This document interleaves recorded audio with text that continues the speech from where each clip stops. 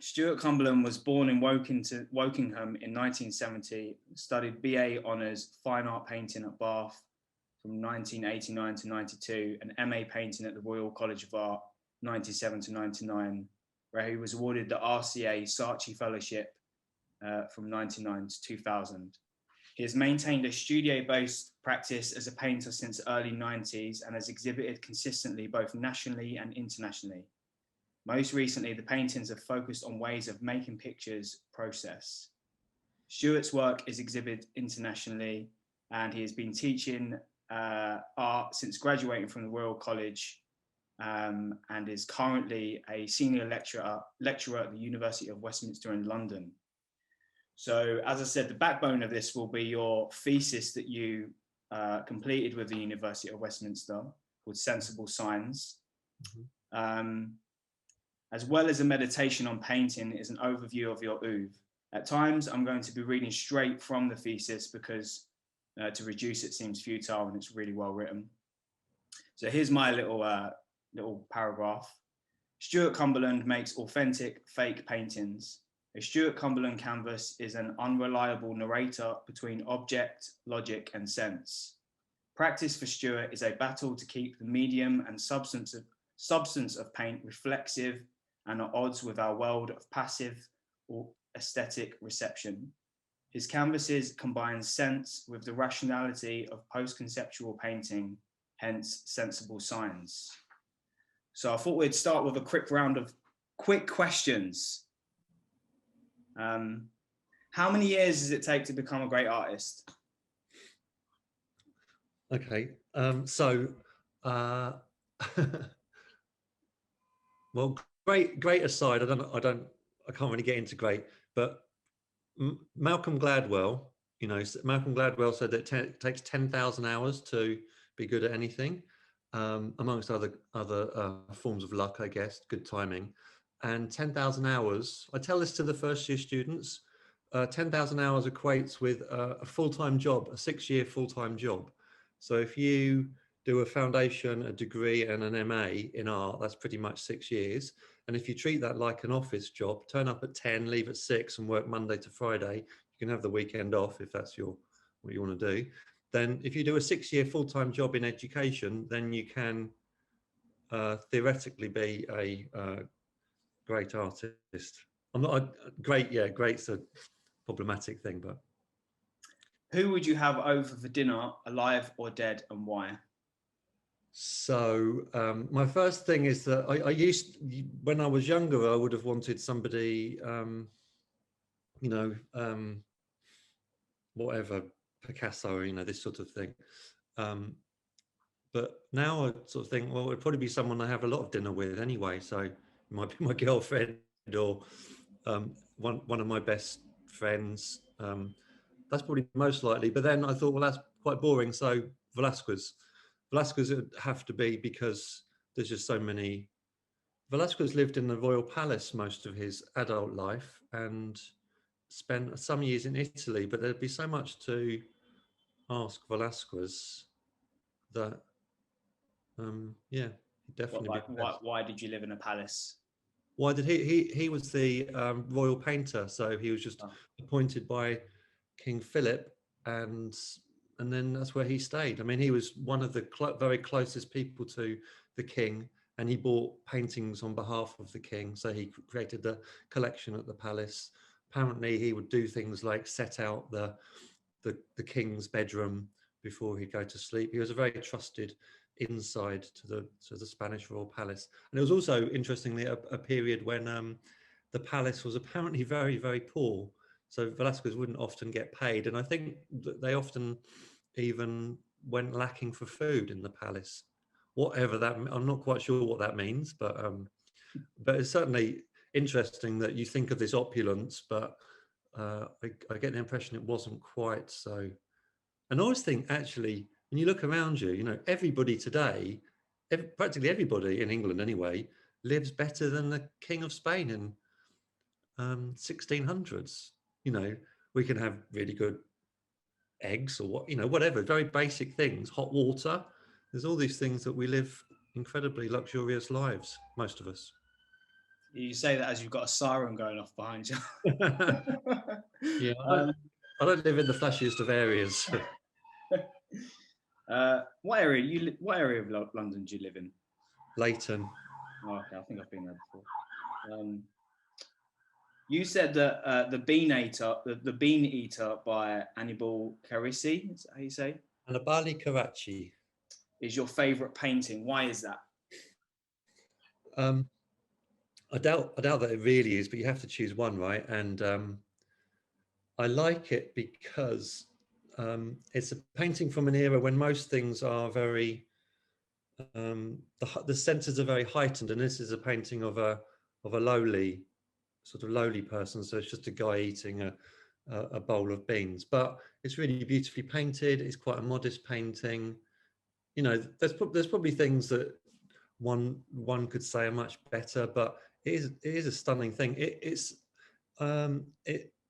resides in Italy, in a palazzo in Italy, and you can only go into the palazzo on Saturday mornings, so you have to book in advance. And yeah, it's not that, you know, if you're only in Rome for 3 or 4 days, it might not be at the weekend, so it's not always easy to see. In fact, I didn't even know about it. I stayed in Rome for 3 months a few years ago, and I'd never heard of the painting. It was only a few coincidences that got me into the space a couple of years ago. And then it's just quite a modest painting of a modest subject, and it's not particularly well known. So there were a few things, you know, I wanted to use it as my favorite painting because it's not too common. So that's quite useful, because if it's something else to look up if you don't already know it. And I think it should be better known. It's very beautiful. It's very modest. There's something about it that's very contemporary, because it's not, it doesn't have that air of grandiose, you know, religiousness or the royal family or what have you that paintings of that period typically have. So yeah, it doesn't look as old as it actually is. Well, talking of modesty, you talk about Pablo Picasso a lot. I read somewhere that his first word was pencil after being encouraged to draw by his father from an early age. That might not be true. I'm looking at his painting, his 1939 oil bust of a woman with a hat, Dora. What elements of Picasso's work have astounded you, been important to you, or presented challenges for you? So Picasso was, I think, throughout my late 20s, and probably pretty much the whole of my decade as being a 30-year-old, was a complete obsession, like a complete obsession. I don't think there would be a day when I didn't talk about Picasso or think about Picasso or some way involve myself with Picasso. John Richardson biographies were coming out. I think that was that period. So those were incredible. Elizabeth Cowling wrote an incredible book. There's a lot of sirens today.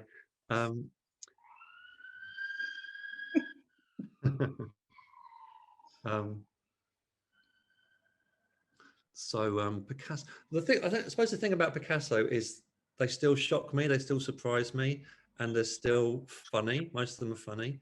And you think, if somebody says to you, Jake, you're the greatest poet in the world, somebody says that to you, like, maybe for a week you might still have your modesty, but I don't know how long that modesty would last, and I don't know at what point you start making the great poems about the great themes of life. Picasso, most of his paintings are ridiculous. You know, he didn't. He's called the greatest painter. He sometimes would call himself the greatest painter himself, but he would still make ridiculous looking things, like absurd looking things. And you think, how does someone keep doing that? Turning something out into the world that someone could say that is absolutely terrible. And I think the last 20 years of his life, people did say these are terrible. I don't know if he actually heard that, but people were very critical of Picasso as he got older. But he still turned out these paintings that look quite absurd. They're still very funny. They still look ridiculous. But I think they're very similar to Rembrandt, and that Rembrandt, as he got older, he made these paintings that were very humble and funny. And I guess Picasso has that. I mean, they're just so in. There's very little that isn't influenced by Picasso in the 20th century. When I was particularly obsessed, I thought I was always wonder what wouldn't look the way it does if it wasn't for Picasso. I don't think The Simpsons would look the way it does if it wasn't for Picasso. I don't think buildings would look the way they do. For, like, if you look at Corbusier, who's one of the most influential architects of all time, then Corbusier buildings are very much based on images by Picasso. And so you think, where doesn't his visual influence lie? I think it goes beyond just visual, but I think if if I went back 200, whatever, he was born in 1881. So if I went back and just killed him as soon as he was, apparently he was born stillborn, and his uncle choked a cigar into his face and the cigar brought him to life. But if I went back and took the cigar away and then he just died, I think if we came back to now, the world would look different. And I think that's really remarkable. Well, it is obviously remarkable, is it? Whether it's true or not, I don't know, but certainly the way I think about it. Well, you also talk about Maria Lasnick as being one of your favorite painters and artists. Mm-hmm. I'm looking at the painting You or Me from 2005, and I read, instead of painting what she sees objectively, the artist depicts what she feels subjectively, representing only those portions of her body that she senses at any given moment. You or Me is fraught with psychological tension. The potential for violence is palpable as the artist holds twin guns, one pointed at her head and the other at us. How is Lasnick's work important to yours, and what may have you taken from it?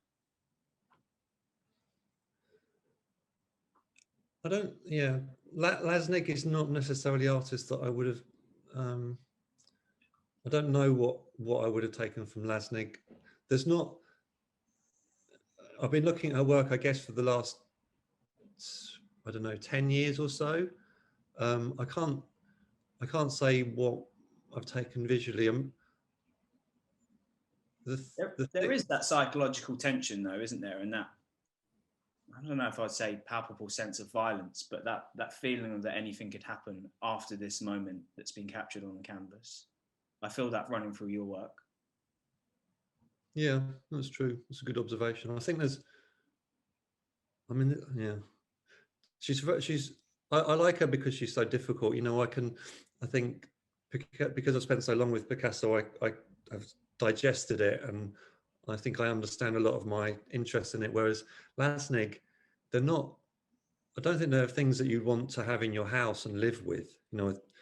I know I call paintings posh ornaments, but I don't think hers are posh. I think Picasso's are posh ornaments because they draw on a classical aspect of art, whereas hers are not. They, like you said, there's a psychological violence in that work, and so I think they'd just be unpleasant to have around, and I find that fascinating about them. And I think her use of color is unpredictable, and it has a machine-like quality to it, which makes them something akin to a digital type of image, but then they're very handmade. I think that the fact that there's so much about them that Picasso's so much about looking, whereas Lasnick's work isn't, like you said, there's your description. It's not necessarily, the process of making them isn't about looking, even though they are in a way more observationally based than maybe someone like Picasso. In a way, they look a bit more realist than a Picasso painting. I feel like that violence is quite related to Katie Nolan's sculptures as well. And I wanted to ask, whether artistically or politically, how important is it that an artist's work is subversive and transgressive? Katie Nolan's sculptures made political work cool or interesting to look at. Is this a balance that artists should be striving for, or does it depend on their disposition or even their libidinal energies? It's good stuff, Jake.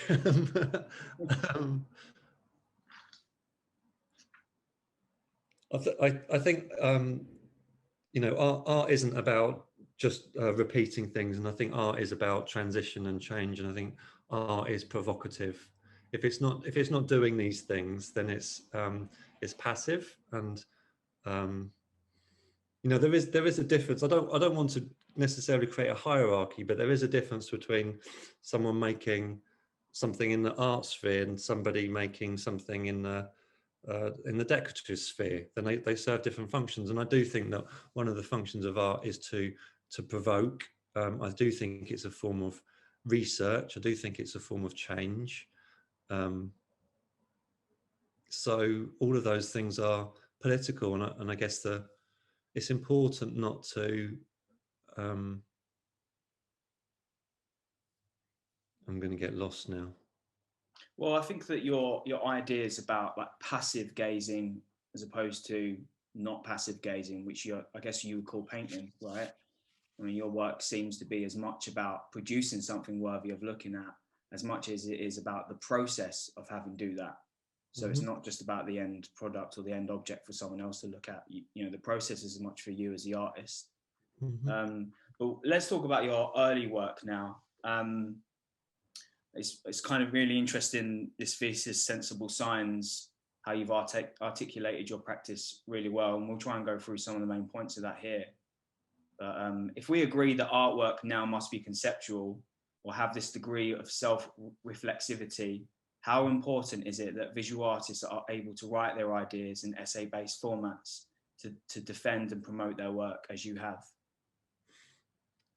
I don't think that an artist should be able to do that. I think the work can do that on its own. So Christopher Wall is an artist that I very much admire, but I've seen Christopher Wall talk on numerous occasions, and in my experience, he's been quite hopeless. He's said he's hopeless himself, and in a way, I feel like Christopher Wall doesn't verbally. Certainly doesn't connect with the way I connect with the work he makes. So I think the work is beyond his ability to articulate the work, but that's all an artist should be doing, really. I think the problem comes is when it's like, at what point is your work just lucky? And so I think a way of shifting your work can be to be able to understand its position amongst all the other work that it finds its place within. And so writing sometimes can help an artist do that. But like Matisse said famously, something like, the first thing a painter should do is cut out their tongue. And what I take from that is that sometimes when people talk, they create an alibi for their work. They sort of, well, they just lie. They lie about what they're doing. And Christopher Wall's work, just there is no lie there, and he's hopeless at defending it. But the work stands up on its own, and I think for lots of people, the reason Christopher Wall's become very important, not only for other artists but also in the marketplace, is because it does take a very important position in terms of what I've labelled the thesis post-conceptual painting, whatever that means. And I do think the work contains all of those ideas, and he's never had to write it. So I don't think an artist should be able to do that. There is a very rich history of very, very good artists being able to write about their work. Matisse is, I think one of the greatest artists of all time, and Matisse wrote very well about painting. So there's that. But Picasso didn't write about painting. Well, we're going to talk about Wall a bit later, hopefully. But every era of your practice investigates what is painting during postmodern pluralism, since they break from self-contained medium-based categories. In this world now where, as Jen Vawort concludes, painting can no longer just be painting. You are a conceptual artist who happens to use paint, not a painter who happens to use concepts. How do you see your early work, such as the Grand Escape 1 and the Grand Escape 2, as beginning these concerns? So those paintings were, I guess, partly an interest in Picasso and Matisse and the colours that those artists would use, and then looking at also ideas of formalism, even though at the time formalism was a very dirty word. And so Greenberg wasn't an artist a critic I talked about with people, but a critic that I enjoy reading all the same. So there were lots of ideas around modernism that was going into that work, and then concepts that would come from, if I can call them concepts, that would come from a writer like Yvan Lambois, talking about a mourning of a postmodern mourning of a sort of sense of grief of the passing of modernism. So those paintings were, in a way, me trying to work through influences, Matisse, Picasso, Guston, Fernand Léger. The title itself is a slight play on French words. I use the word grand intentionally in the Grand Escape because you can use the word grand in French. So I sometimes quite like doing that. And then there's also the film. It partly comes from the film The Great Escape, this sort of British, the British army escaping. So yeah, that was it. I think my favourite of the earlier paintings is Rembrandt 1, 2006. Okay. With so the view is of the back of Rembrandt, I guess, painting. Yeah. Talk to me about that painting, because that's one of my favourites. Oh, that's interesting. Yeah, so that image comes from a film with Charles Laughton, which is unsurprisingly called Rembrandt.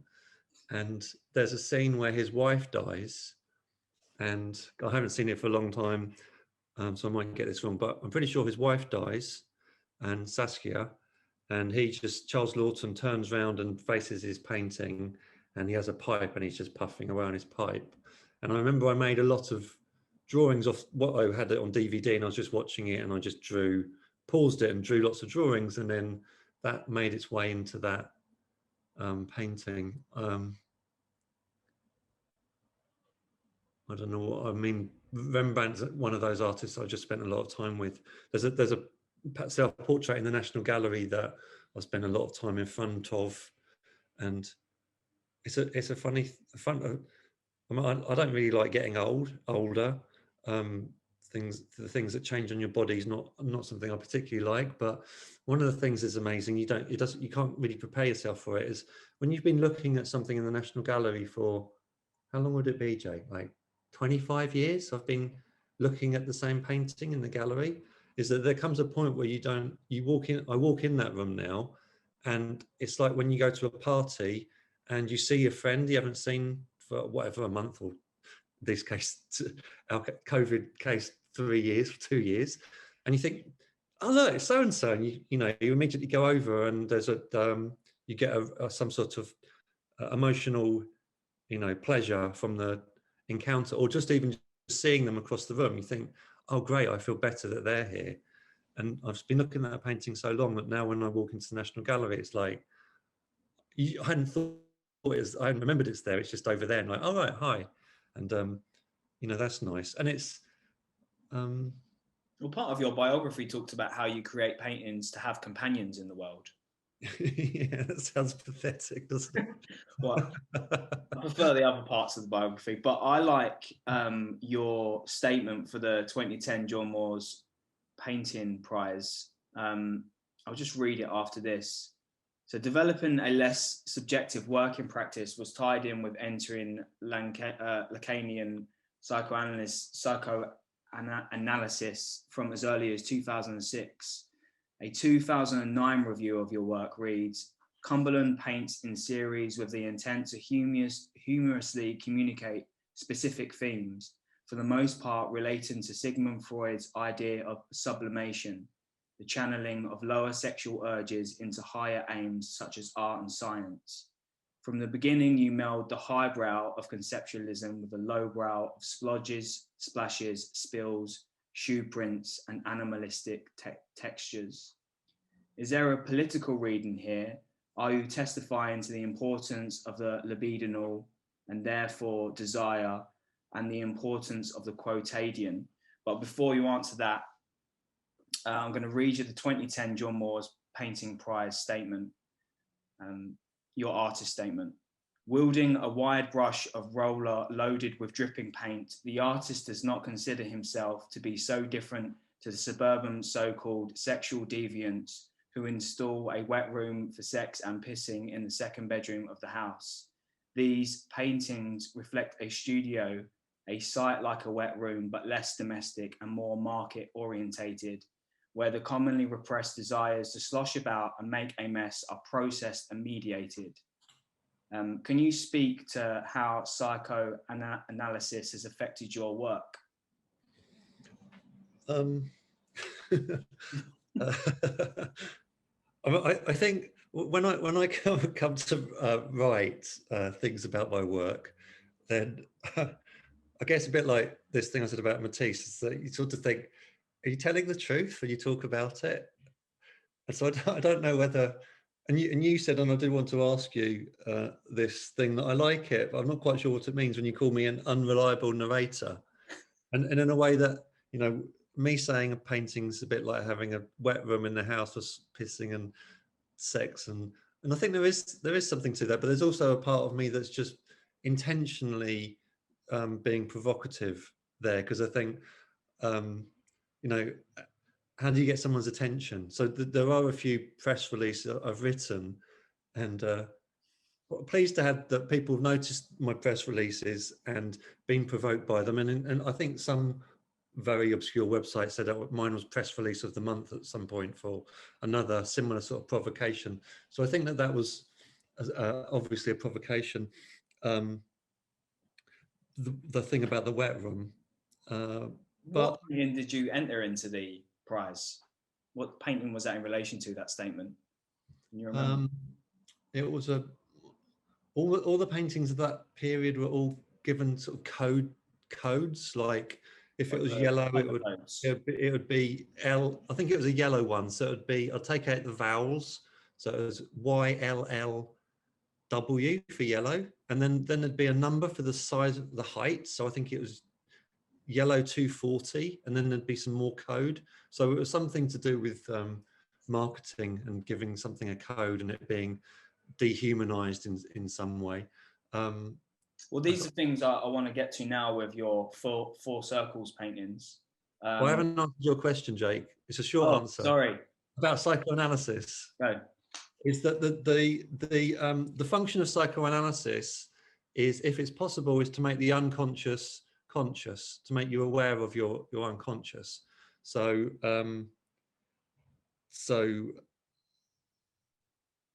that's why I went into it, and rather than have the unconscious made palpable in the paintings, I wanted to try and work through that process more in the psychoanalytical arena. I get on better with people who have been in psychoanalysis, and that's because they don't constantly throw their unconscious onto other people around them. So their behavior is a lot more measured, because they know that you know, if you're very punctual, so you won't mind me using this analogy, is that some people turn up late all the time, and you think that might be something to do with their unconscious, like they want to tell you something, that they always turn up 10 minutes late. I try and send out as few unconscious signals as I can to other people. It's not possible to do that, of course, but so the process is to make the unconscious conscious. And you think that a painting is doing that, and you know, psychoanalysis is doing that? They're just separate arenas, but to go into practice and psychoanalysis may help the paintings and vice versa. Yeah, I think it's a bit like talk when you ask whether artists should write about what they do, or, you know, theorize what they do.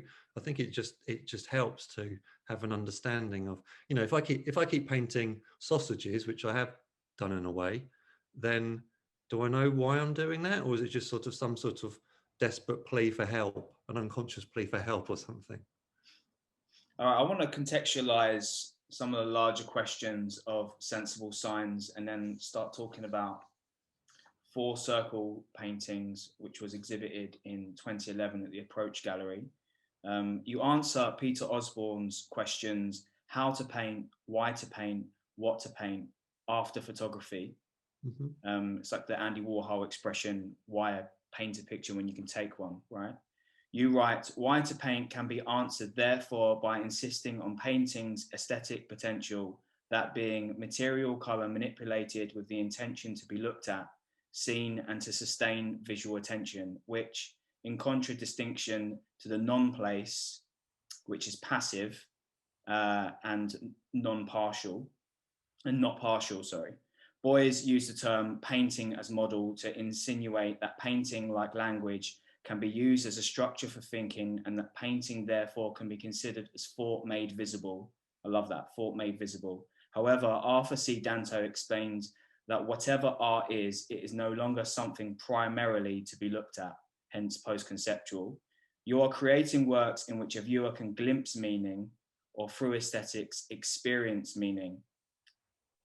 Post-conceptual painting is a combination of the rational with the sensible. Could you expand on the term sensible for us? So it's I know when I first came across it, I just thought of how it's sensible to wash your hands before cooking, and that's sort of sensible. But it comes from the use of the senses. So it's to do with something that you sense. It's sensory. So that's the use of sensible. And so the aesthetics are to do with the senses, and aesthetics in terms of knowledge have always been given a second place, because you can't, it's not something that you can know. Senses aren't things that you can know in the same way that so-called superior thought are things that you can know. So you can know that 2 + 2 = 4. That's knowable. But you cannot know that Jake's handsome. You can't know that. Oh dear. I knew he was going to embarrass me at some point, Stuart. You can't know that because you're not handsome, right? So. Well, I don't know what Freud would say about me denying it or confirming it. I don't know what the correct thing to do is, Stuart. He's not coming later, is he? Yeah, he hasn't accepted the invite to the talk yet. You talk of four circle paintings as a means for finding pleasure in a vexed proposition of painting as sign. A vexed proposition of painting as sign. Could you expand on what you mean by sign, firstly? And is finding pleasure in vexed positions inevitably the role of the artist? So the letter A is a sign, and it's a sign, and if it's to function as a sign, then we're not going to be involved in its aesthetic role, which it has. You can't deny it has an aesthetic role. But if it's to function as the letter A, it doesn't need an aesthetic role. But then, you know, people like you and me probably start waxing lyrical about one font over another because we like the letter A in that font, so we get involved in it aesthetically. But that's the sign. So that's why when I'm interested in painting, I'm not just interested in it as a sign that you can in a way translate. I'm also interested in it as a sensory or a sensible level. And so that's why there's this vexed or confusing point, because you're thinking, well, do I enjoy it at the level of a sign, or do I use it at the level of a sign, or do I use it aesthetically? So there's a confusion involved in that. And the confusion, I guess, is, for me anyway, it's where the pleasure lies. So yes, I would say that art is often involved in a vexing, or pleasures involved in vexing. And I think that if you think about tears and laughter, both tears and laughter are involved in vexing. They both are involuntary reactions to a confusing situation. So death can cause both laughter and tears. And so you can't predict when we're going to laugh necessarily, and you can't predict when you're going to cry. It's two things that collide, and it forms the bursting of the tears. Yeah, and I'm interested in how you made these paintings, which is quite related to Christopher Rule, right?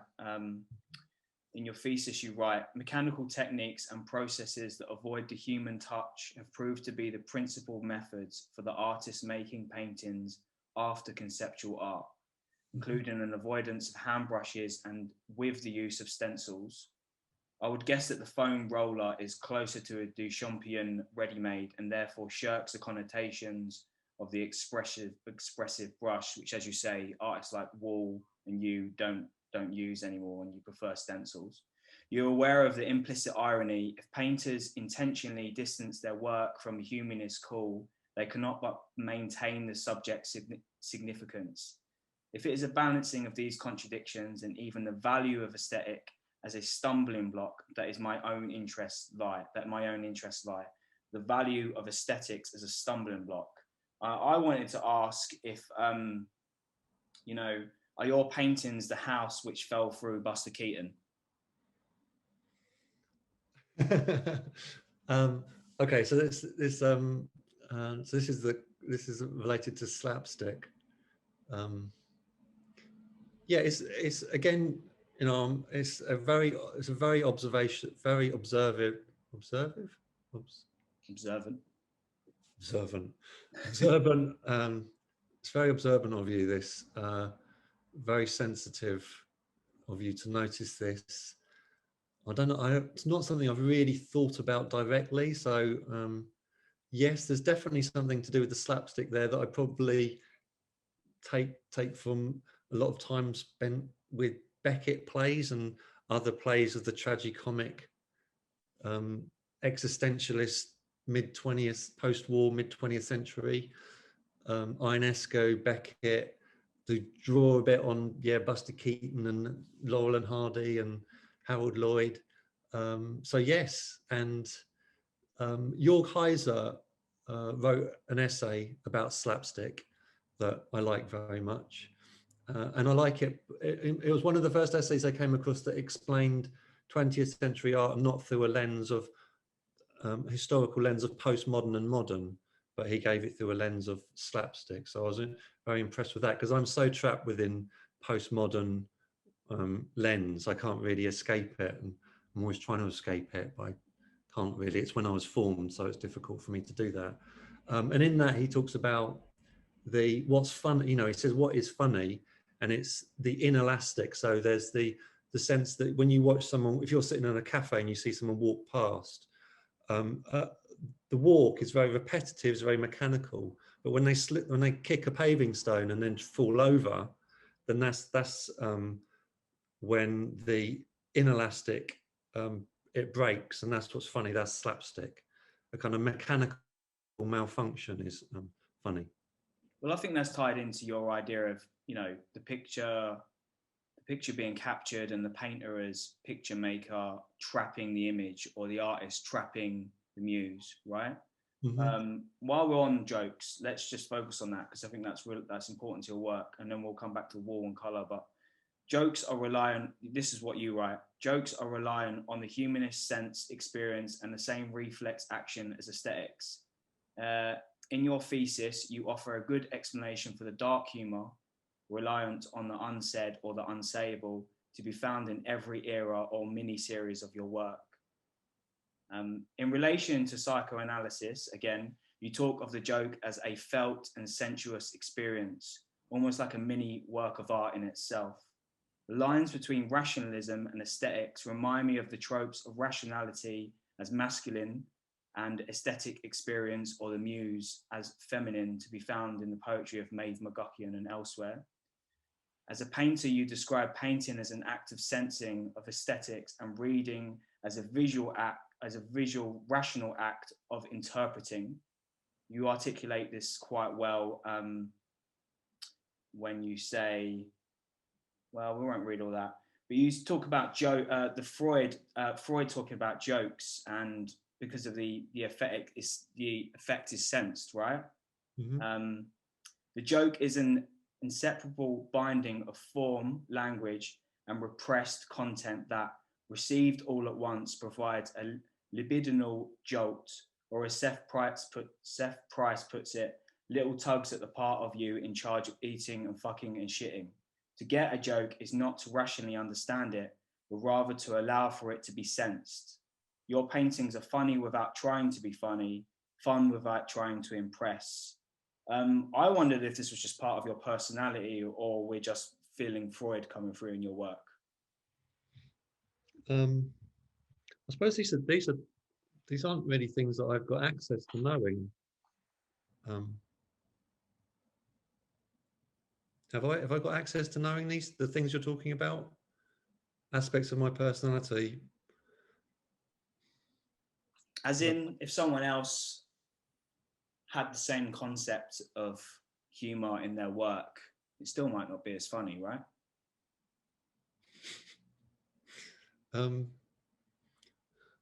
Funny's difficult with art, isn't it? Because you seldom go into a gallery and there's people laughing at what they're looking at.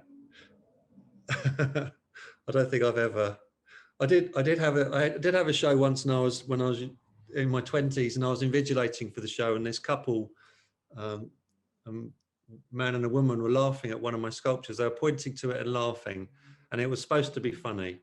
And as they came over to sign the book or something, where I was the guest book, I said, "Oh, it's nice to see people laugh in a gallery." And they said there was a fly in the sculpture, and I was so disappointed. I love that.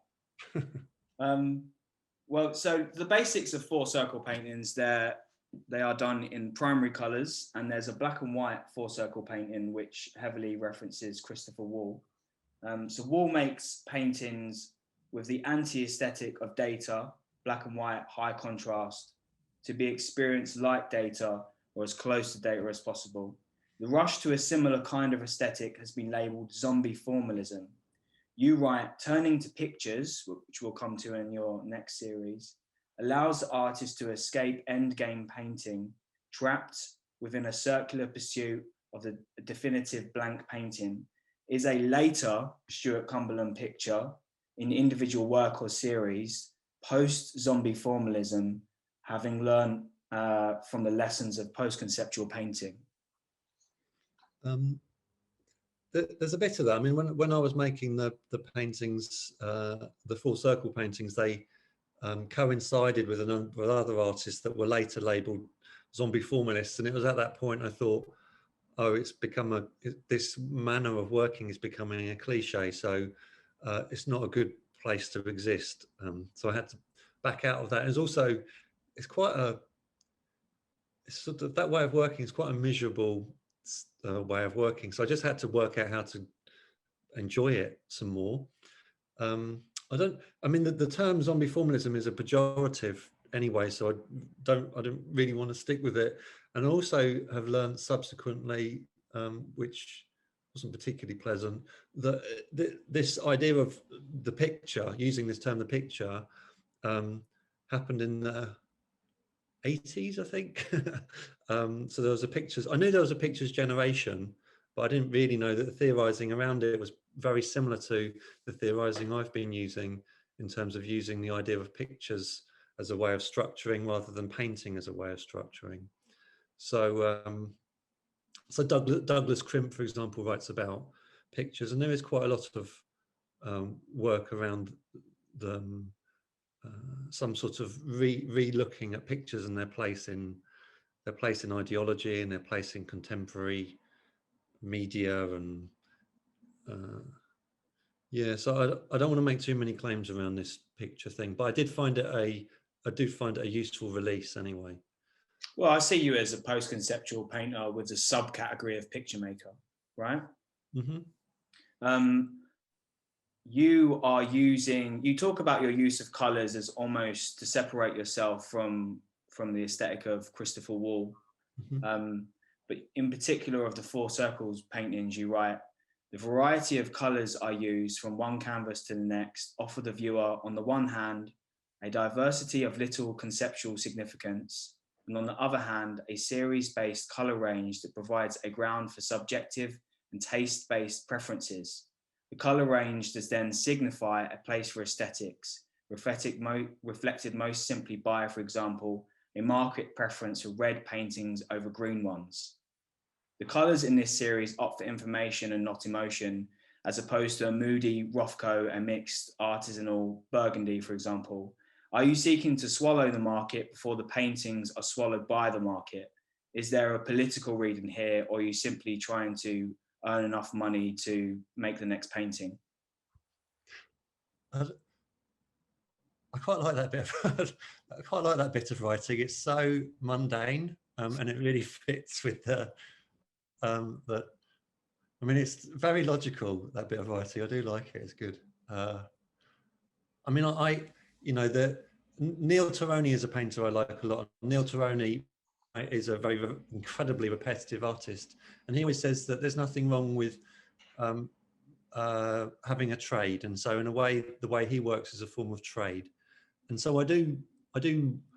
When I made those paintings, then it was a period when I was selling a lot of paintings, and I was perfectly happy to do that. And so I didn't see any contradictions there, and so I was making things with the market in mind. And I'm not, well, yeah, I'm quite shallow. You know, I like having money. When I had money, I was I felt really good. I was very happy. I worked very hard. There was nothing about it I didn't like. I was making paintings, they were selling. I was practically making paintings to order. Within a specific range, you know, I didn't like to make what I would call moody paintings. I don't like Rothko. He's not an artist I'm particularly interested in. I'm not interested in that level of romance. So yeah, the market was definitely part of it. Well, the link between the market and the mundane is really interesting there. And you say that a circle painting took weeks to finalize its design, and yet your aim with the circle is to have the spontaneous and the unique as fetishized in painting, rendered as information, albeit a deceitful type of information. So this is where you're an unreliable narrator, right? Here's the information, but that's not actually what I want you to have. Data to deny a humanist intention, or more specifically, to fail to deny a human intention. So that sense of denying human intention through the use of stencils, but even failing to deny human intention is very slapstick to me, right? We can't actually move away from your arm, for example. But I wanted to ask, and like what you said about the mundanity of economy, or I don't know, modern life, is there a deliberate negation of emotional resonance in the four circle paintings? Yes, because I think that all of this, I don't want anyone to dwell on, you know, pain or suffering, all these romantic, you know, all the gush that comes out in relation to an artist like Van Gogh. I don't blame Van Gogh for that. I think Van Gogh's a fantastic artist. I think Van Gogh's an intellectual artist. I just think that Van Gogh the myth gets celebrated for the wrong reasons. You know, the suffering of an artist is, it's just nonsense. It's just meaningless, isn't it? Compared to what other things that human beings go through. It's just, I just can't stand that aspect of art being dwelled upon, and so I refuse to have it there. It takes a long time to make these things. I don't want them to have the appearance of taking a long time. I don't want anyone to fetishize how long that takes. I don't think that that's worth fetishizing. So yeah, to get something right takes a long time, but no need to dwell on it, you know. Yeah, and I think we've spoke before about the trope of the artist as needing something to be unhappy with to be able to make good art, and how that is actually perversely quite limiting. And you know, speaking to a counsellor or myself, he told me about a Northern Irish stand-up comic. I don't know who they are, and they actually didn't want to talk about their stuff because that was material for work. It's like, what? Do we just keep ourselves unhealthy or a level of unhealth, right? That's the Richard Prince joke. One of his paintings says, I went to a psychiatrist and he said, tell me everything. And I did. And now he's doing my act. So that's the same. Yeah. Just quickly before we move on to handmade color pictures. Oh, you mentioned a poet, and I didn't know the poet. You know, I don't read much poetry, Jake. And who was the poet again? Maeve McGuckian.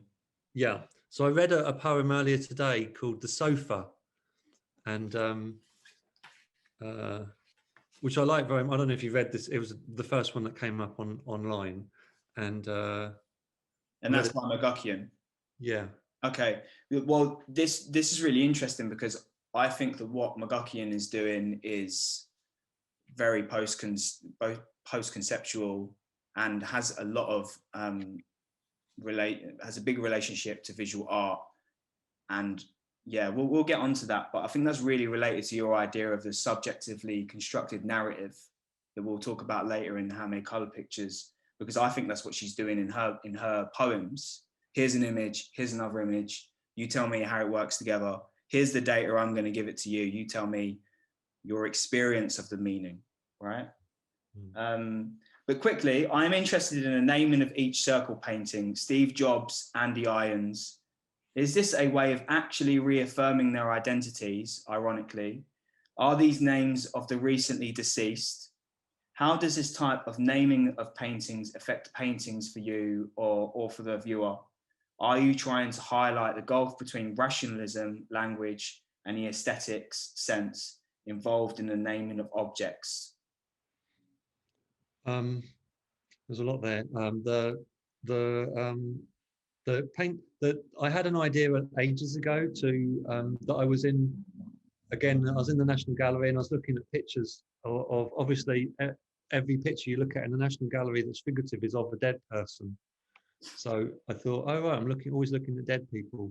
But then I thought, well, they were alive when the picture was made, which interested me. I can't think why that's interesting now, but it was interesting to me at the time. I'm sure it's interesting in some way.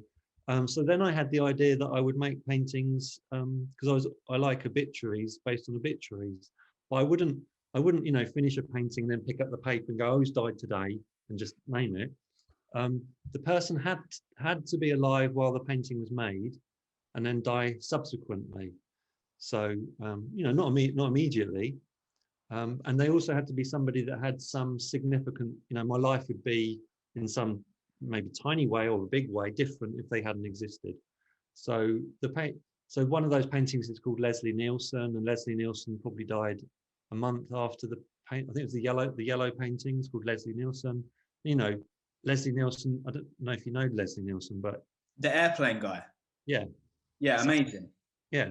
So he had a big effect on me. I watched his films a lot. He had a big effect on me. And once I put the painting and Leslie Nielsen together, and is he slapstick? Like he's slapstick, I guess. I think he's slapstick 2.0. But what's interesting in this conversation is that I found slapstick through your work purely by looking and no other reference points. So it's very sensitive of you to do that. It's very sensitive. Well, it shows that something's happening there, right? I like what you've written between the bridge between 4 circle paintings and handmade color pictures, which is almost like a mini conclusion when you write, this is a play on Proverbs 26:11. As an artist, I acknowledge the logical conquest of conceptual art and am fascinated by it. But my humanist boredom returns me to painting like the proverbial dog that returns to its vomit. And you reference a painting called Football Curtain. I know you said somewhere, or we may have spoken about how you enjoyed watching football when you was younger. Is that a real moment? I was a goalkeeper in various teams as a younger person. Child. Oh, you're tall enough to be a good goalkeeper as well, right? Yeah. Well, I'm asthmatic, so I couldn't play outfield, so I played in Asthmatic goalkeeper, that's the name of your next painting. So handmade color pictures feels like you're kind of realizing human limits or constraints or embracing that in some way. Well, it's just I don't know if people don't talk about boredom anymore because they don't. I think they're bored because they look at their phones all the time. I try not to do that, but people have always got something to do. And when, I don't know, maybe, are you old enough to be pre-internet? No, probably not. It always existed? Happened about 10 for me. Okay. So what, when I was most of my life, there was just nothing to do. Like now you can't even say, oh, there's nothing on telly, because that doesn't make sense. There's nothing on telly because there's always, you just go, well, I just put on Breaking Bad or whatever. Whereas, there were 3 channels when I was a child, and if there wasn't anything on, which there wasn't, then there was. So then you go, well, I don't know what to do. So there was boredom genuinely existed, and now you think, oh, what should I do now? And when I think of what should I do, I like to look. I mean, that's my overriding pleasure in life is looking. And so most of my time I'll pick up an art. If I'm not in a gallery and I want to amuse myself, I'll pick up a book and look at pictures. I'll look at paintings. That's how I spend my time. And so, yeah, Joseph Kosuth, fascinating artist, fascinating. But I'm not going to pick up a book and look at one or three chairs over and over again. It's not. Or Marcel Duchamp, again, fascinating. I'm not going to pick up a book and look at a urinal or a stool with a bicycle wheel on it. Again, fascinating artist. I spent a lot of time thinking about Marcel Duchamp. I'm going to pick up a book with a Matisse in it, and I'm going to, and this thing is going to really satisfy my eye. And there's not very many things that satisfy your eye. And so when I'm painting and a bit like this thing, I just get bored, you know. And there's very clever artists like Duchamp and Joseph Kosuth, but they'll satisfy me on some sort of conceptual level, but not visually. And that's, how do you satisfy your eye? You know, that's difficult. And all of my painter friends are the same. You know, we have what I call a lascivious eye, which is slightly pejorative, but you know, we're always ogling and gazing, which gets criticized, of course, for the male gaze. But like, how do you satisfy this constant greed that the eye has? And painting is one of the ways that you can do. I mean, genuinely, you can do that through painting. And so you have these very well-known artists that painters refer to over and over again, like Philip Guston.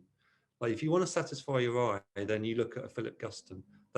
That's probably going to do it for you. But I don't know what something else isn't going to satisfy your eye. So that's the thing. So when I get bored, that's why something like the football curtain is satisfying for me, even though I know maybe it's wrong in some way, conceptually wrong. It's the wrong thing. Well, you talk about the ethics of picture making or picture capturing in the thesis as well, which I'll ask you about in a minute. But you said that Man Photographing a Bird Missed 2014 is your favourite painting, which is in this series, Handmade Colour Pictures, which is from 2016 onwards. Can you tell me why that's your favourite painting of yours? I think I mean all of this coincides. This move from the four circle paintings to the pictures with I don't know if it is a midlife crisis, but it happened in my midlife and it was a crisis. So, well, I don't know if it's my midlife, but it happened in my 40s, and it was a big crisis. And so a lot of aspects of my life collapsed at this point, and it was a very difficult period for me.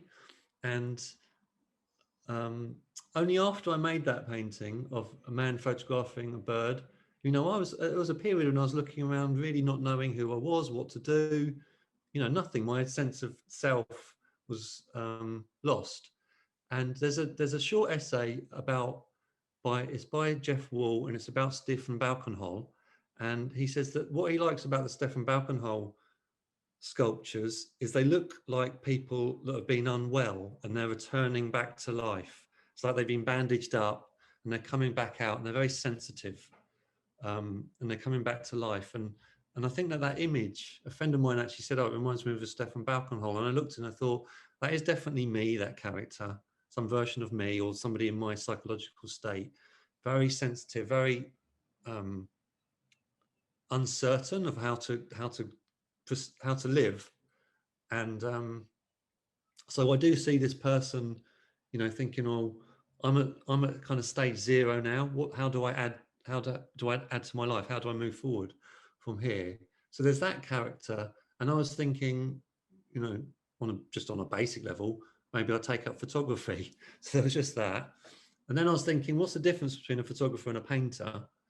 And it seemed to me that the photographer goes out into the world, and my experience of being a painter is actually, in a way, a kind of cowardly retreat. You spend all your time indoors in the studio, retreating from life and kind of, in a way, rehearsing to go out, preparing to go out into the world. So I was reflecting on these differences, and that painting, and there's another one like it, reflects on that. And then I just thought how stupid and funny it was to think, like, in a photograph, you can miss a bird photographing, like, oh, and it's flown past, but you can't do that in a painting, because you just go, well, I'll just put it in the middle. You know, you just can't do that. So I thought it was funny to actually mimic what a photograph does, because actually I thought nobody's ever done that. I don't think they've ever done that. So, Well, you reference Jeff Wall when you write, in painting, there can be no framing mistakes because unlike the dynamic anticipatory hunter's consciousness required to capture a photograph, the painter can artificially recreate a composition. And so the picture maker as hunter, the photographer, the photographer, the composing painter, the poet trapping her muse, became the first subject of this transition to post-conceptual painter with a subcategory, as I say, as picture maker. Is there a comment in this series, and you're building on these images of hunters that we'll talk about? Is there a comment in this series about the male and the masculinity as predatory, and the muse of art making as female/feminine? Those are things that I was reflecting on, and I guess that coming back to this thing about psychoanalysis, and the things that you could think, well, was I reflecting on them consciously, or were they quite unconscious things? But they were bubbling around that in that sphere, and it's partly because I was going through my divorce at the time, and which I felt was very cruel. I was the cruel person in that relationship, and then some of that was making its way into the paintings. And then you're thinking, at what cost does the work come? Like, who's suffering in this work, and where's the victim in all of this stuff? In still life, you just go out and you pick some grapes. Grapes don't really suffer, but let's say you kill some grapes, you put them on the table, you paint them. But then you kill a fish and you paint the fish, and there's a victim there. And at what point in the trapping of something are you creating a victim? So there were questions around that there. I mean, even love. I was just trying to think about what love is. Like, at what point love is a form of cruelty? At what point are you trapping another human being? And these things about trapping and loving, and Well, the end point that I hope to get to in this conversation, we'll talk about looking for a whole, because maybe that talks about the ethics that you're talking about there of picture making quite well. And there's that sense of retreat of the character looking through, and shyness looking, the shyness of looking and the retreat of that. But I just read this to you now. The playful figurative depictions and spatial arrangements of handmade colour pictures share a look of innocence with how-to guides and children's books. Spatially, the viewer asks, what is aware of what? How are the characters related in this picture? What are the hierarchies of power here, if any? You write of your aims by keeping these questions as questions and not allowing the signifiers to settle. My aim, not unlike my paintings before, was to make an experience of meaning. So there is a clear distinction here between this series and the paintings before. Could you clarify these distinctions and what not allowing the signifiers to settle means? Is this a way of affirming that you are consciously not involving conclusions in the data that you're giving to the viewer? Yeah. So all the paintings I've ever, well, I guess anything, we call it art, whatever, films or whatever, that I found interesting have been because nothing settles. The meaning doesn't settle. I guess as soon as I suppose your friends are people that in some way confound you. They're not their behavior isn't predictable.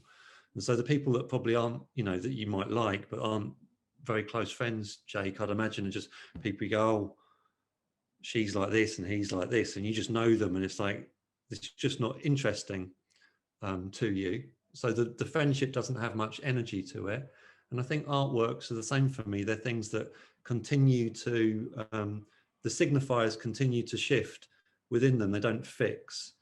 And so I don't want to ever intentionally make something that is mystifying or confounding. It's not intentional. It's just something that I guess I find fascinating. And so it's all you can do really is you mess around with what you find fascinating and put these things together. And if they continue to fascinate you, there's a chance they may fascinate other people.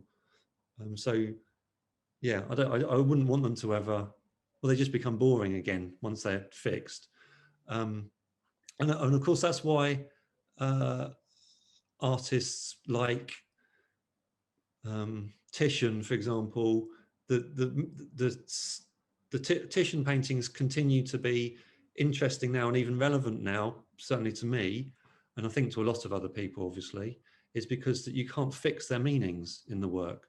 I've been reading Ovid recently because it's in Ovid's poetry is in Titian, and again, Ovid, you can't really fix the meanings in that. So, and actually, I'm reading it thinking, well, that's just like Me Too. That this, I was trying to relate it to the Me Too thing, and it has a relevance with that. And you think, and some things don't. They just don't have that power to continue to have any significant. You know, they're made whenever 400 years ago.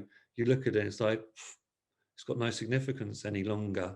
You know, it may have had incredible significance 400 years ago, but it doesn't anymore. I suppose art's good if it continues to have significance for subsequent generations, not to be too vain about it.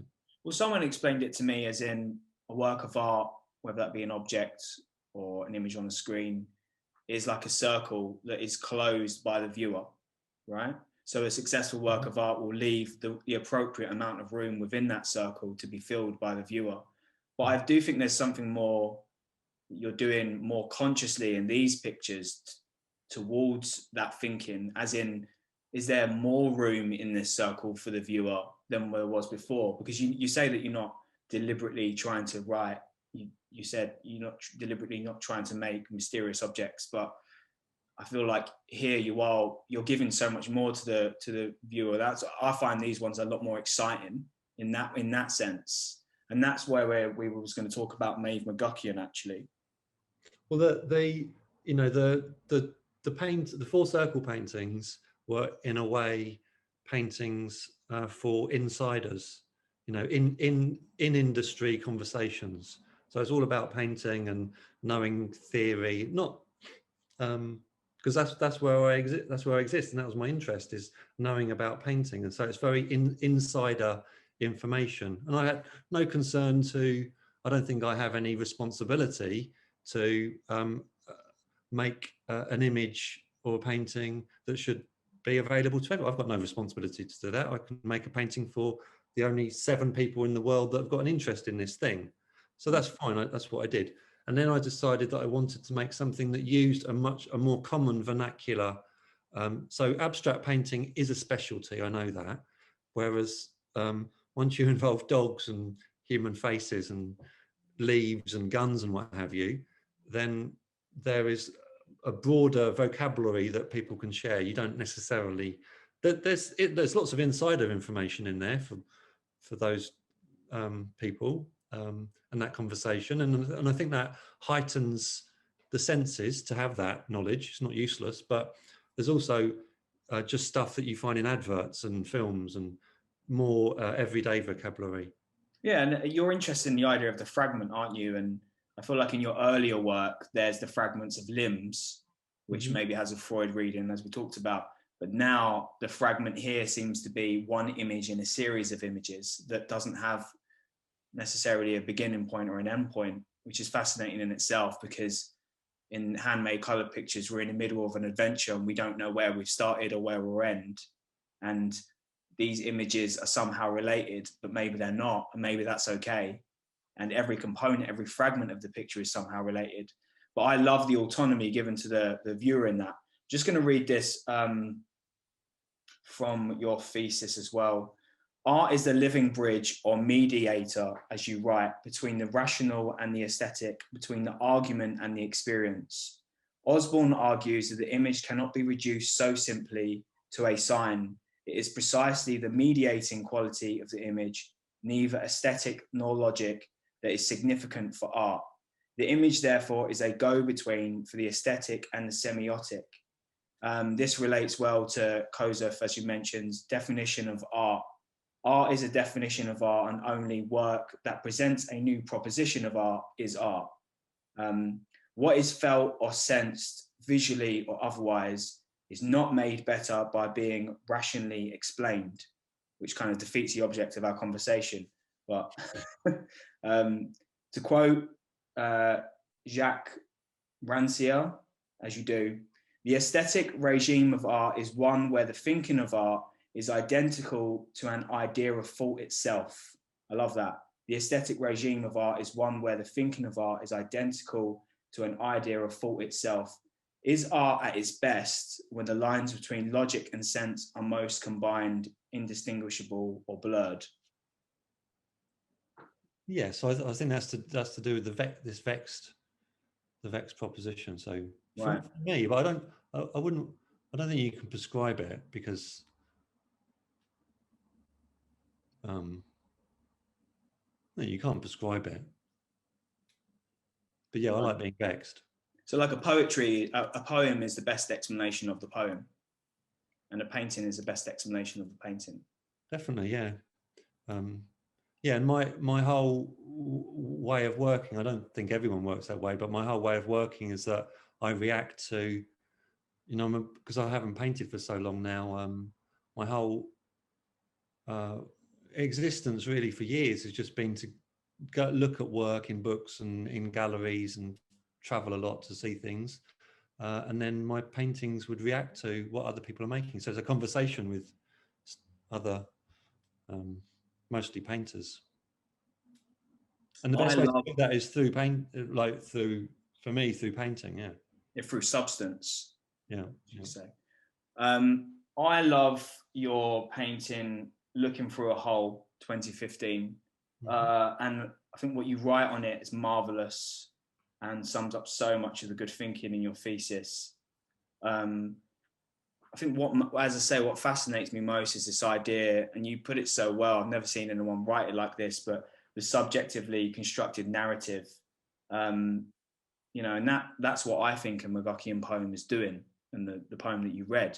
And when we met for dinner the other day, and we was talking about how an image is, if I say to you, you know, printer on a desk, that's the same image, and yet it's different in both of our minds, right? Mm-hmm. And so that circle, there's that space in the circle that we talked about. Anyway, I'm going to read what you wrote about Looking Through a Hole. This picture is perhaps the most complex and ambiguous of the set, an androgynous figure that is hiding or hunting or both. Are they simply looking through a hole which reappears above the head like a cartoon thought bubble, depicting what is seen in the head of the figure through the hole? Or is it an actual hole in the painting ground behind which the dog senses? The central character, the dog senses. The central character was devised as a reflection on introversion and such shyness, so which you talk about, you know, the act of viewing is actually in some ways an act of separation, corresponding with how we look at pictures insofar as we see them but are not reciprocally seen. The rifle, which clearly has a metaphorical and dreamlike existence as an extension of the figure's shoulder, provokes a question. What do we do when we have found what we are looking for and once we have seen it? Like a hunter, the task of a picture maker is capture, and not necessarily with due ethical care. I was going to talk about the ethics of picture making, but we'll just move on. On subjectively constructed narratives, you write, the experience of this picture with its dreamlike imagery is dependent on visual metaphor, insofar as, unlike most finite plane analogies, an interpretation cannot be fixed by either author or viewer. The metaphor creates a resemblance by implication and does not have a literal meaning or specific content.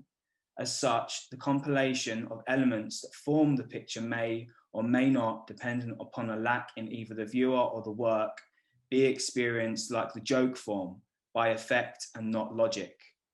This is amazing. I'm just going to carry on, whether you like it or not.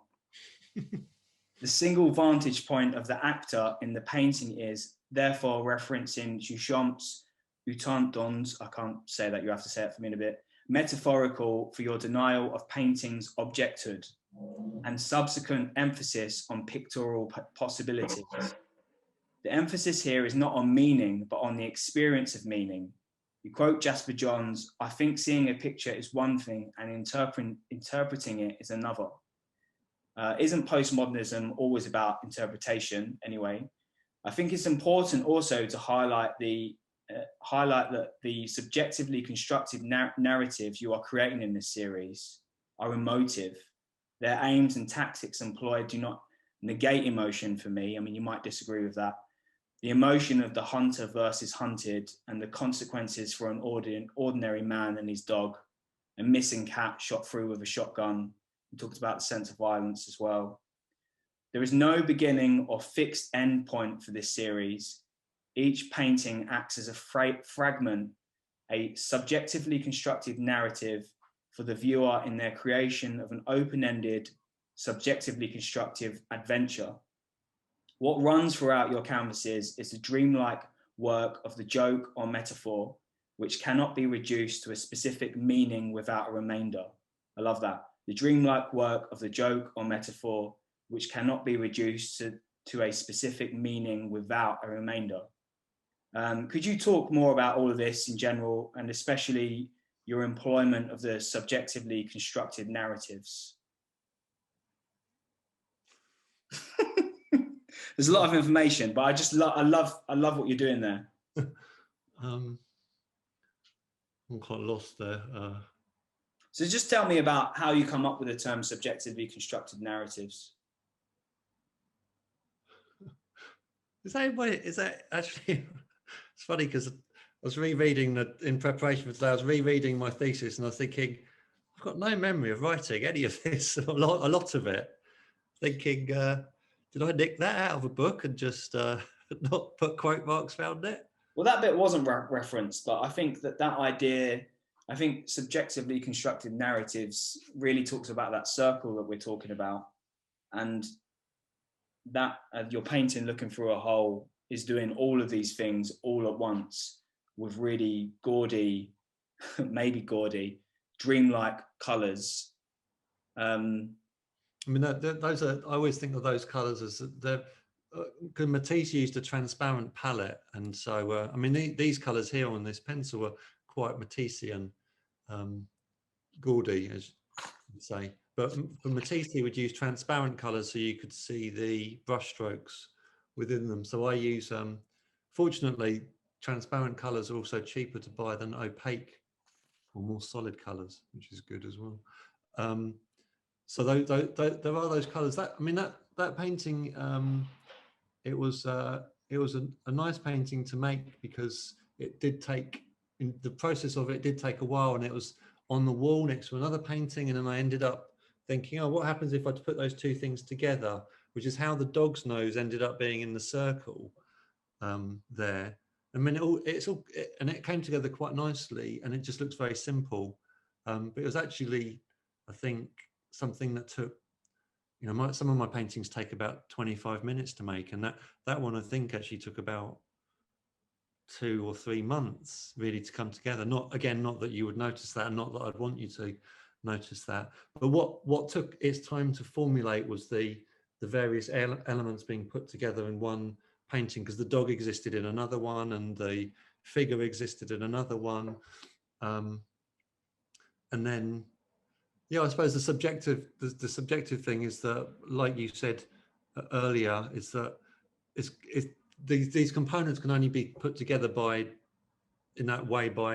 subjectively. So and a computer wouldn't do any of these things. This is why this is why you like the McGuckian poem earlier, because you felt free to put those elements together. Yeah, like a computer. Like, why would a computer write a poem anyway? It'd only do it because a human being made it do it. So there's always a human motivation anyway, right? I mean, why would a computer write a poem, or make a paint, or what? Why would it do anything? In fact, like, why do human beings do anything? Well, you conclude Sensible Signs by stating, among other things, a continued fascination with painting has led me to follow its pictorial qualities over its objecthood. Mm-hmm. What is next for your practice? And will there be more handmade colour pictures? Will I be in one of them? What are you working on now? So that thing about pictorial and objecthood, that comes from a famous Michael Fried essay. So it's an essay that people talk about a lot, and I never really understood why it's always like this essay you must read. What's the name of the essay? It's called Art on Objecthood. Right. And it's very critical of minimalism. And it's a bit of a messy essay, actually. Whereas Greenberg, which it was very influenced by, is a much better writer. So I'd rather read Greenberg any day. But in it, I suddenly realized that when I was coming to some point in my thesis near the end, I guess, that there was this really important thing about the difference between a picture, the pictorial qualities, and an artwork as an object. So the minimalists had famously just taken all the pictorial qualities out, and all you were left with, and they were all influenced by painting, really, the minimalists, the history of modernist painting, is all you had left was this object on a wall, a box. They just made boxes all the time. And then the box only had meaning once a human being was next to it, so it became theatrical. And this was Michael Fried's criticism, is it's just theatrical. Does a box exist as art unless there's a human being there to experience it? Whereas a picture is always a picture, whether it's in a vault hidden away somewhere. It exists whether you're there or not. So it's not a theatrical experience. So it can only be made by the human, and yet it doesn't need the human once it's existed. yeah. Whereas a box can be made by a machine completely. So and I thought, well, the thing that stops me from getting, like, Donald Judd, these days I just think of as a like art for beginners. I sort of like him, but just don't think it's very interesting, actually, Donald Judd, where it ended up being. And in fact, the end point of Donald Judd is shabby chic warehouse conversions. So there's something a bit dull about it all. So it's been kind of, I don't know, repropagated or repurposed by like design and things, basically. Completely. And IKEA. And so, whereas the pictorial qualities were the ones that always kept me interested. So that's what I thought, well, this is a nice conclusion to think, I'd rather be over here than over there. So that was a nice conclusion. So I've gone on, what's next? Okay, so I've had my midlife crisis. Probably will live with that forever now. It's never going to go away. I haven't painted since the last set of paintings, which was, 2016? So that's 5 years. I've spent a lot of time writing lectures for the university, which the last 2 years then, Black Lives Matter and the Me Too have had a dramatic effect really on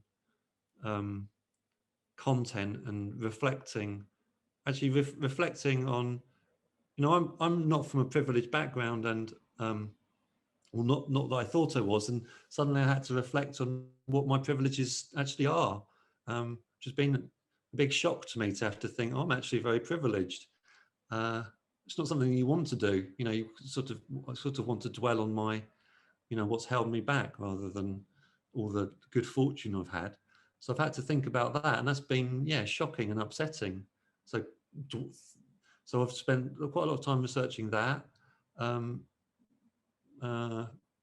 Procrastinating, which I've never done in my life. So I've spent 6 years procrastinating, which means a lot of playing of chess, which I took up.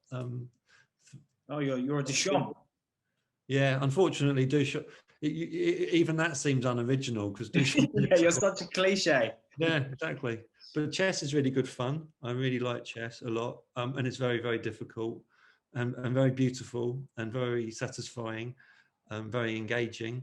And then, but I'm thinking, what's been nice about this is that I'm thinking, well, maybe you said, oh, you should turn this into a book, and a couple of friends, have said that to me. But I think, maybe I should. And so there is some level of motivation there to do that. But writing, I find writing much harder than painting, because painting, you have a studio and you just turn up and the paintings just get done. Whereas writing is just much more, like when I did my PhD, I would, every afternoon at 2, I was asleep, from 2 till 4. I was just, you think, oh, I must read this book by Adorno, and you pick it up, and within 3 minutes, bam, you're out. You're just asleep. Reading is really hard. Like looking at pictures, I never fell asleep looking at pictures ever. But reading this stuff, oh, really draining. And writing's really, really difficult and very, very slow. Very, very, very slow. Whereas painting, you can think, shit, it's 4 o'clock, I haven't done anything.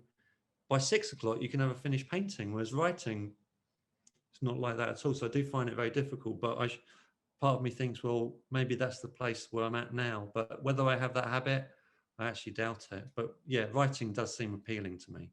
But that's interesting what you talk about there, just going back a little bit about making art post Me Too and post Black Lives Matter. And, if we think about the pictorial qualities that you're interested in now, pictorial qualities are going to so related to narratives, right? Whether they're subjectively constructed within the viewer or whether you're actually just given a narrative on the canvas. So I wonder if there was an avenue there for you to think about. It is, yeah. I mean, it's something I've been thinking about, and what I've been constantly thinking about is if I at what point do the paintings I've made previously, at what point do they reproduce? This is a sort of I don't know if I can articulate it clearly enough because I haven't written it. But at what point do they reproduce the paintings I made in the past? Dominant ideology, by which I mean, at what point do they reproduce privileges that people like me have? And so, in what way are they giving me privileges in the world? Those paintings, those images I've made, and their place in the world, at the expense of other people. I should think that they are doing that in some way, and I don't know what that is. Is it that I'm male, and some, like you said, that the muse on some level is female? So what am I doing? What am I reproducing there? What dominant power structure am I reproducing there that replicates men as in this powerful position and women in this less powerful position? And that's am I doing that? And I certainly don't want to do that. And so I have to rethink about that. And then I've been reading so much about colonialism, really, deeply, profoundly, you can't say anything that's just not going to sound banal, profoundly upsetting to think that the bricks, my whole life is built on blood, really, the blood of all these people that created the wealth of this country. I don't know where you go with that. It's just, and so you think, well, okay, so how do I start? And these are just the size of tiny little grains of salt. How do I start reflecting on that and not reproducing these lines of power and inequality in what I've been doing? So, yeah, the big questions. I mean, the thing is, like, at the moment, and for good reason, nobody really gives a shit what middle-aged white men like me do or think, or because the history of the last 400 years has been given platform to people more or less look like me. Well, yeah, but your practice is about consciously trying to find a way out of that history, if a way out of that history is possible, right? As in, the object of art is the object of painting, which is the object of wealthy white men. And I suppose every era of your work has been trying to, in one way or another, or on different planes, trying to question that. So, yeah, not always, really, not always that consciously. That, I mean, it's certainly come to much more to the fore in the last few years for me, and it's an interesting question. It's been a shock for me to start thinking quite so directly about it. So at the moment I'm quite obsessed with the as I said, Ovid and the male gaze, this pejorative term, the male gaze, and what my thoughts are around the male gaze. Well, just gazing. I was just thinking gazing generally seems to be the thing I like doing, is gazing. That's where pleasure comes from. So just to try and think about gazing, because there's this painting that's in the National Gallery where a guy sees a woman and his seeing of her is a kind of crime. in the painting. So she punishes him. And I think, well, that seems to be an interesting, this painting's 400 years ago, but it seems to be interesting for today because it's about gazing and the power of the gaze. What's the name of that painting? It's just called Diana and Actaeon. So Actaeon, I think it partly comes from the word act, is the active person in it. He actively sees, and Diana punishes him. But the more I research it, the more fascinating it becomes. It seems that Diana, because I thought, so she turns him into a stag, right, which is unpleasant, and then his own dogs eat him alive. It's like the most violent thing you could imagine. And he's saying, "Don't eat me, I'm Actaeon, he's the master of the dogs." But they can't hear him because he's a stag now, and he just goes, so they can't hear him. But you know through the poem that he's crying out, "I'm Actaeon, your master, don't eat me." So it's even more painful because you understand what the cries are. But the dogs don't hear any of this. They just like, "Well, we're dogs. We hunt. That's what we do. We're just doing our thing."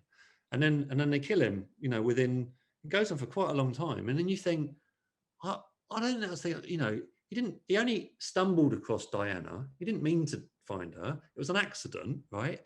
And then she turned him into a stag and he died, within 20 minutes of the whole thing. You think that's a bit much. But then you find out that actually Diana she looks after women who've been raped. Like this is part of her history in mythology.